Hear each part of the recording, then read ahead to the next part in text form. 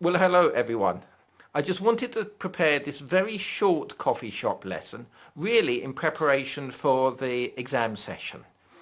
Each year, of course, across Russia we have a very large number of both written and spoken tests, and I just really wanted to reflect on the spoken tests from last December and just see if we can learn any lessons from there, hopefully just in time for you to put in place for the spring session.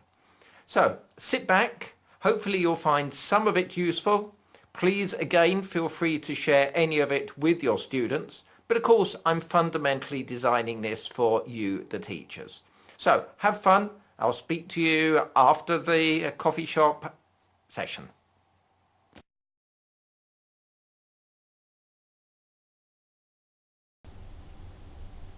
In looking at the spoken test, we are really going to be focusing from A1 to B2. As those of you who either have taken C1 or have looked at it will know, the structure of C1, although similar, is only in 3 parts. So today we are going to be focusing just on A1 to B2. The test, as most of you know, is split into 4 parts. We have the short personal questions, the monologue or the picture story, transactional questions where the students at A2 and above will get cards to read, and task 4, which is the only part where the students talk directly to each other. For all other 3 parts, the students are talking immediately and directly to the interlocutor, and certainly in Russia that will be me. There is, however, one golden rule, and in the spoken test, unlike maybe the state exam, there are absolutely no prescribed answers. The students are free to come back with whatever language, grammar and constructions they wish. They don't have to refer to the question in the answer, and indeed probably the best answer I've ever got I think was at Saratov, where it was this time of the year, early spring, and I said to this candidate, "What season don't you like?" To which he replied, looking straight at me, "Spring." So I asked the obvious follow-on question, "Why don't you like spring?" To which he simply replied, "Haven't you looked out the window?" It summed it up absolutely perfectly. The language was good, the grammar was good, it showed humour, a fantastic answer, and that would have worked anything, quite frankly, from A1 to C2. So, golden rule, no prescribed answers. So task 1 is very much about personal questions. And I quite frequently get asked what topics are going to come up. Well, I don't know is the answer, except I know where to look to find out. Now you could look across the Common European Framework of reference and supporting documents. It's sort of helpful. But the best help would be to look in good quality teaching books. You find that the teaching books reflect the exam questions, and typically exam questions also reflect the topics in the teaching books. So typically at A1 level we might see those topics come up that are listed there. At A2 and above, because they are personal questions, we might start to be looking for opinions on them as well. But A1 and then developing it, the topics are fairly straightforward. They are not designed to catch students out, and they will typically be those areas which the student or the candidate is most familiar with. It's also, if you like, the introduction to the exam. So we want to help build confidence. So having topics that they are familiar with is good for their confidence. And let's face it, we are trying to extract language from them. We are not trying to make it difficult. How many responses? Now that's another question I get. It's a difficult one because in me speaking to you at the moment, where am I putting a full stop, colon or semicolon? You can't tell. So to say 3 or 4 sentences is a little bit arbitrary, but I think you know what I mean on that. We don't want long rambling answers, but likewise we don't want one-word answers either. And at all levels, 3 or 4 sentences is ideal, because at A1, those sentences, or partial sentences, it is A1, will be very, very short. Whereas at B2, those sentences will be a little bit longer and certainly have greater vocabulary and grammatical constructions. One or a couple of areas that come up in task 1 is sometimes the students fail to distinguish between the idea of what do you like or what does he like, expressing preferences, and maybe, let's say, referring to your town, what's it like, where of course we're referring to characteristics. And we might say the same thing regarding your best friend. What's he like or what's she like? So again, what she like does not mean what are her favoured foods. What she like means what are her characteristics. So that's one area that sometimes we see come up. Another bit of language that often occurs, particularly when we're saying describe your home or where you live, is that students get confused between the idea of a block of flats and a house. A house very much is a single building or single groups of buildings, normally no more than 2 stories, where individual families live. A block of flats is just like you see on this slide here. So they're very different. So if we're asking someone where they live, then it's going to be probably either a block of flats or I live in a house. But do explain that one. And if it doesn't come up, it doesn't matter, because it's a good bit of vocabulary, and for future, when they move into B2 and the like, it removes a little bit of blocking vocabulary. And we can do that very early.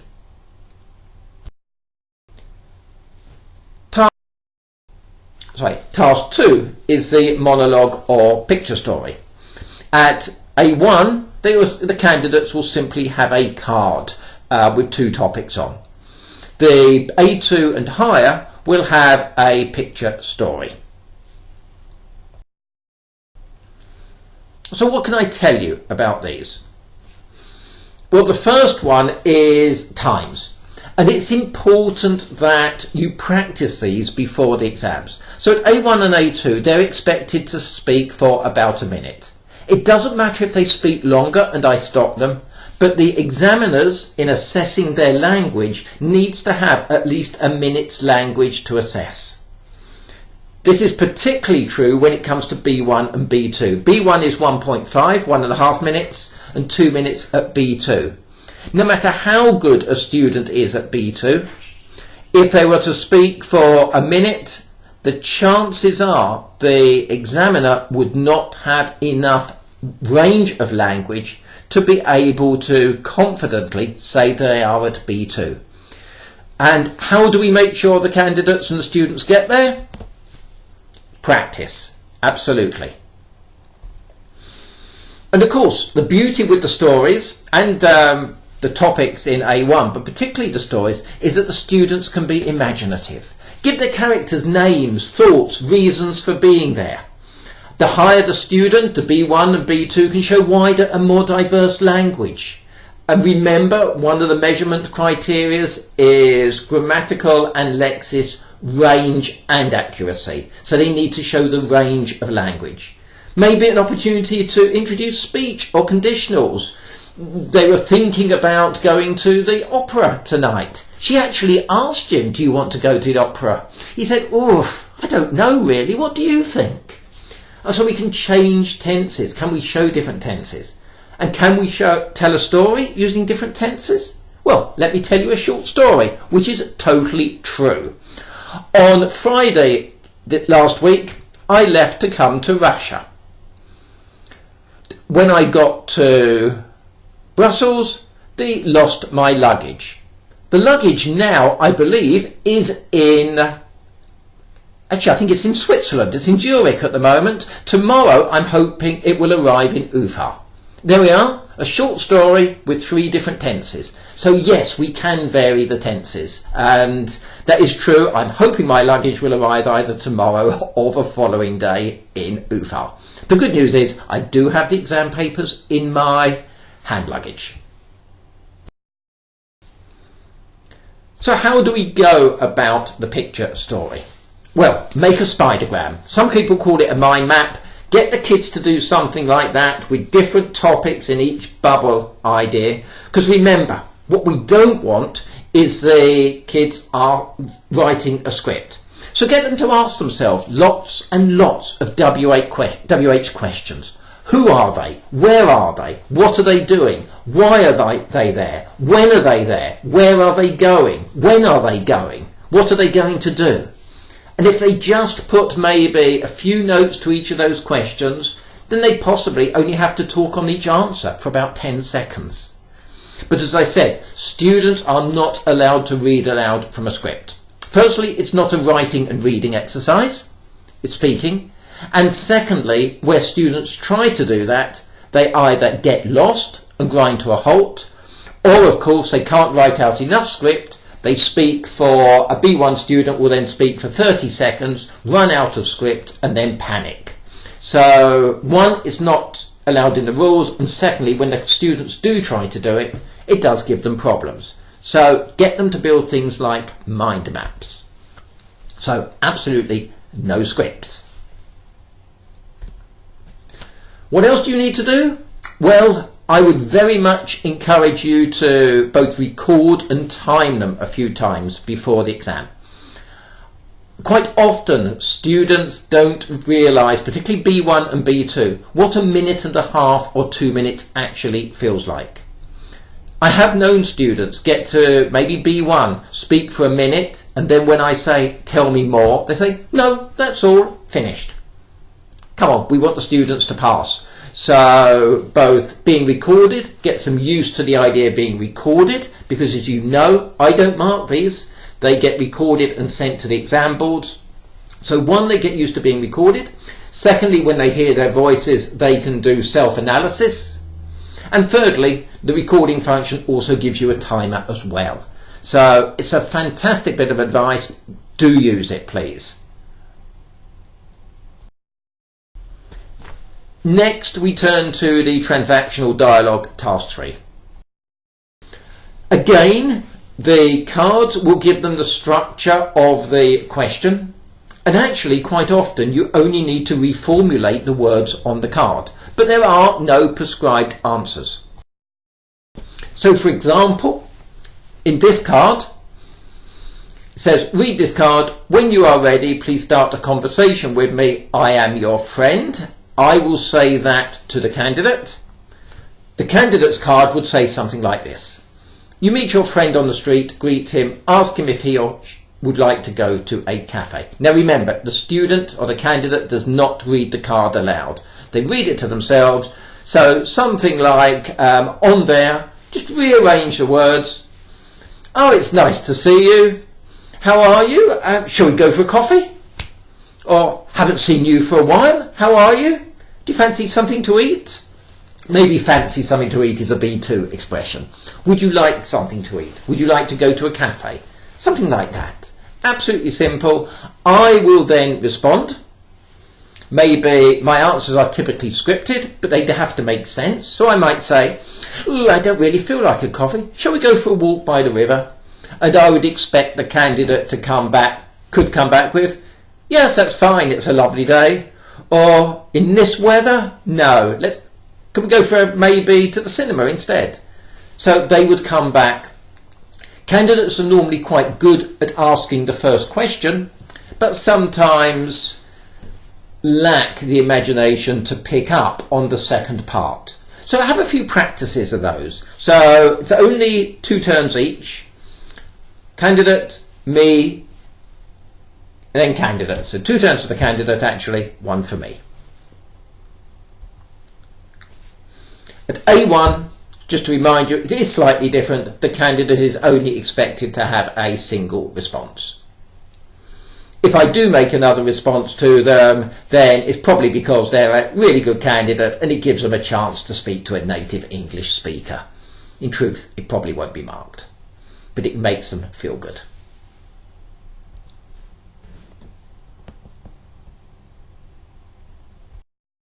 Now, what missing language do I get at task 3? First one is the idea of lend and borrow. So the card might say, ask your friend to lend me your pen. Now, I've been trying to think about a good rule to give your students on this, because quite often the students might say, and they know, give and to take. So remember, if you give something, you don't get it back. If you lend someone something, you do get it back. And if you take something, you keep it. If you borrow something, you then give it back. So we can quite often think of, if a student is thinking, please give me your pen, you can substitute the word lend for give. Alternatively, can I take your pen? Or better, at B1 and B2, may I take your pen becomes, may I borrow your pen, please? Because we're friendly and polite in England. So, can you give me your pen? Give, we replace it with lend. Can you lend me your pen? Or better, again, as I said, may I borrow your pen? So remember, lend replaces give, borrow replaces take. And that's one that we do see quite often in task 3. And that might be at any level. Now, task 4. This is slightly different at each level. A1, as you know, has spot the difference. So focus on that first. Spot the difference. Remember, A1 is a very simple level. And quite often we'll get, in my picture, I have a television. Now this is great, providing we get some different languages.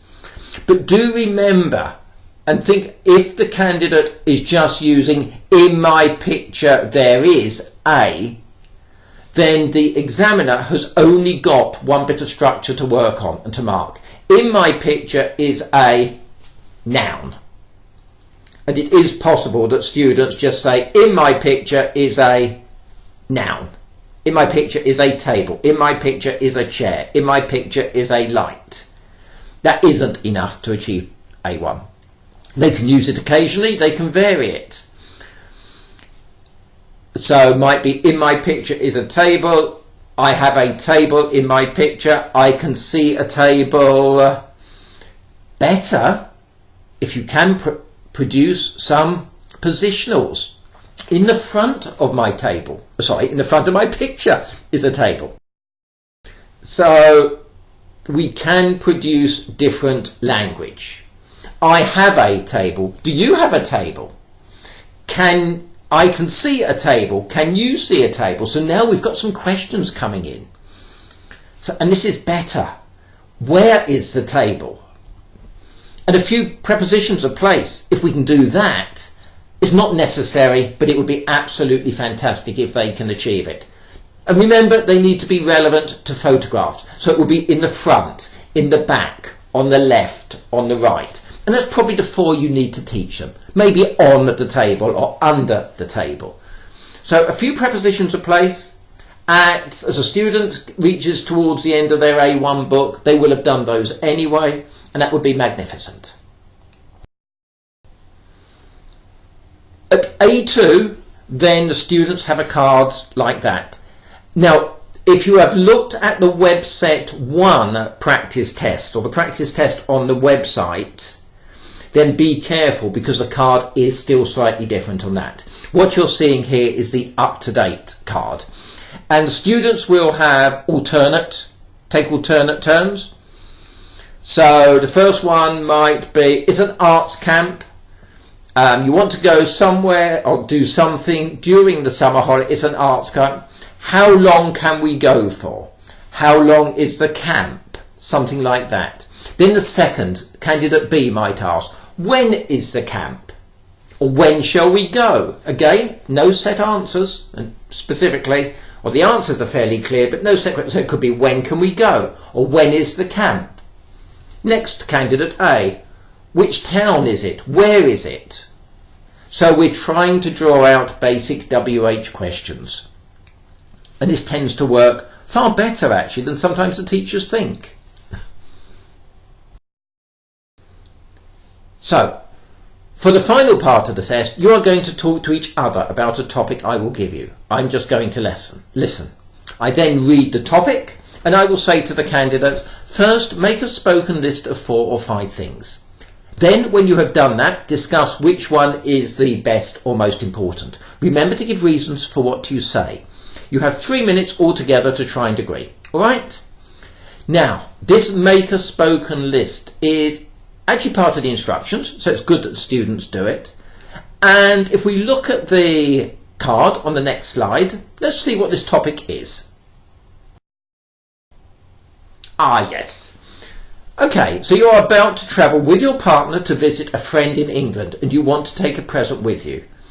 With your partner, think of 5 or 6 suitable presents and then decide on the best one. So, candidate A may say, well, I think, you got a clue there, 1. I think some sausages might be a good idea. Maybe some Russian beer, maybe a postcard, maybe some photographs of the Kremlin. What do you think? And the other one might reply, well, actually, I think we ought to take some nice Russian chocolate and perhaps, what else can we take? Could take some photographs, maybe a shirt or a tie or some Russian silver or cufflinks. So now we've got the 4 or 5 or 6 things to discuss. And then between the 2 candidates, they discuss it. Remember, it is a discussion. So, having made the spoken list, the students are expected to start immediately and make this a real discussion. It's not alternate monologues where one student goes blah blah blah blah blah blah blah blah blah blah blah blah blah, what do you think? And then the other one goes blah blah blah blah blah blah blah blah blah, and so forth. So they interrupt each other. And the best ones really are when the 2 candidates totally disagree on the ideas, because they start arguing. And that's absolutely fantastic, because it brings out the better language. As I said, it's not alternate monologues, it is a real discussion. And this is probably the only time when I'm teaching in Russia that I get the kids to do an exercise in Russian. Because I will give them a topic in Russian, and say discuss, or not, rather I rephrase that, I'll give them a topic in English, I can't speak Russian, to discuss in Russian, and say do it. And of course they are talking naturally, and I'll stop them and say, right, that's how you need to do this in English. It is not your turn, then your turn. It's interrupting, butting in, correcting, and coming up with other ideas. That's the way Task 4 really works the best. And final reminder, again, in all these sections, there are no prescribed answers. So, hopefully, there's a few pointers for the spoken tests, right through from A1 to B2. I have recorded this live. If you were to analyse each slide, you will probably find that as my brain thinks of other ideas, even though I have rehearsed this, then you will think, hold on, can you really say that in English? Well, if it sounds wrong, it probably is. But I'm happy to have an email about it and say, can you really say that? And I will probably say, oh, whoops. But hopefully there's a message in there as well. Even as a native English speaker, because we are thinking and speaking at the same time, we make mistakes. We change ideas. We use the singular and then come up with a second idea as after we've used the singular. So it was suddenly should have become it were, but I've already gone past the was. So do remind the students of that as well. It is okay to make mistakes, because we all make mistakes in spoken language.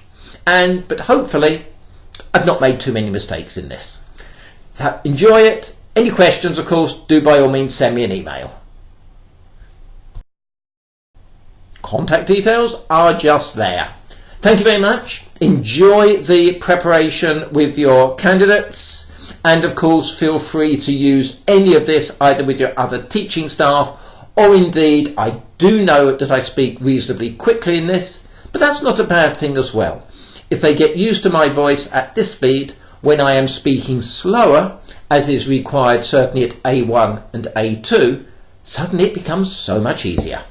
Have fun.